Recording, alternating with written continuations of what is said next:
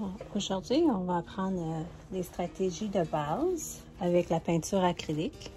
La peinture acrylique est une peinture à l'eau qui sèche très vite. Donc, pour faire une belle œuvre, souvent, il faut considérer à travailler assez vite.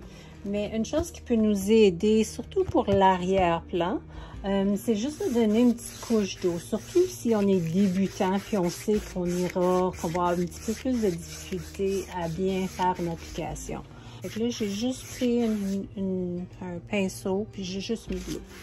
Début, fait que ça va être un ciel qui se lève, fait qu'on fait une application. Fait qu'on peut aller de gauche à droite ou même des fois on peut aller en faisant des X.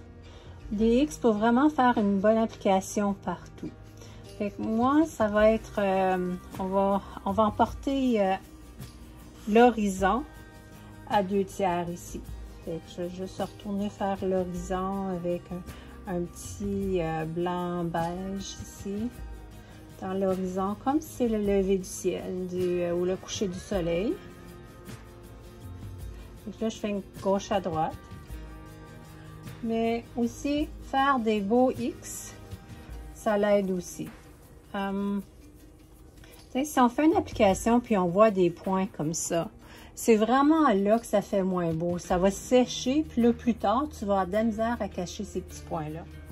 Puis une autre chose que tu ne veux pas faire, surtout pour ta première couche, c'est de laisser des grandes lignes de peinture comme ça.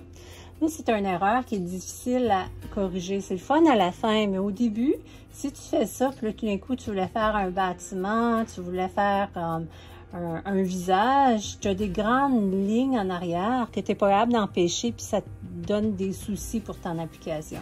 C'est pour ça que c'est très important de t'assurer qu'elle est très bien étendue. Ce que je vais faire, c'est que je vais aller prendre un pinceau sec, un très grand pinceau sec comme ça. Puis là, je vais aller passer sur le dessus comme ça. Ça fait que ça enlève toutes les petites lignes, puis ça te fait un ciel qui est vraiment souple, qui n'ait pas de ligne de peinture dans ma toile. Comme ici, là, il y a de la ligne. Là. Ça fait que je vais juste aller toucher tout doucement. Vous voyez la façon que je touche, là? Si je fais ça, puis je pousse très fort, je vais enlever ma peinture. Ça fait que je le tiens droit, puis je touche juste pour dire.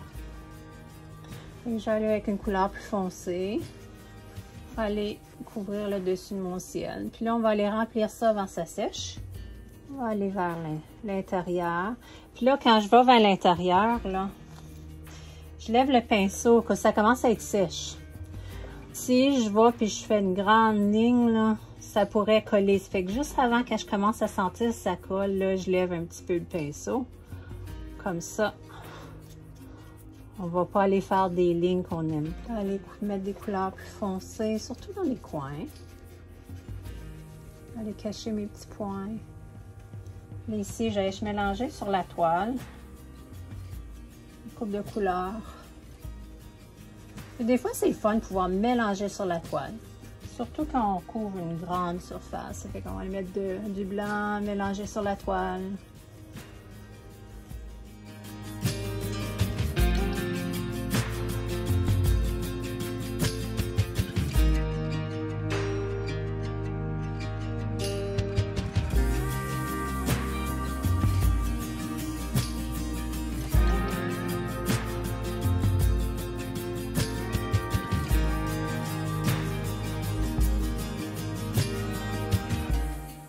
Aller d'en haut vers l'extérieur.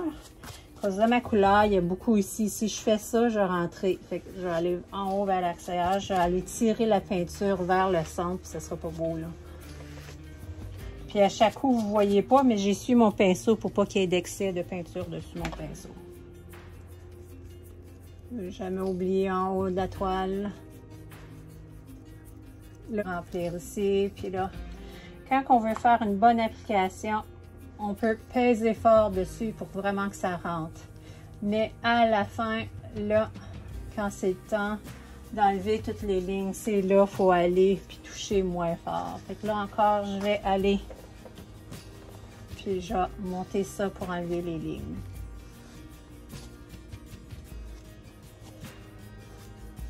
Là, je peux juste pour dire que je chatouille On va juste vérifier, s'assurer qu'il n'y a pas des grandes lignes dans mon ciel. Bon, ça fait que là, je vous ai enseigné une couple de principes avec la peinture acrylique. J'espère que ça va vous aider à vous enseigner des stratégies.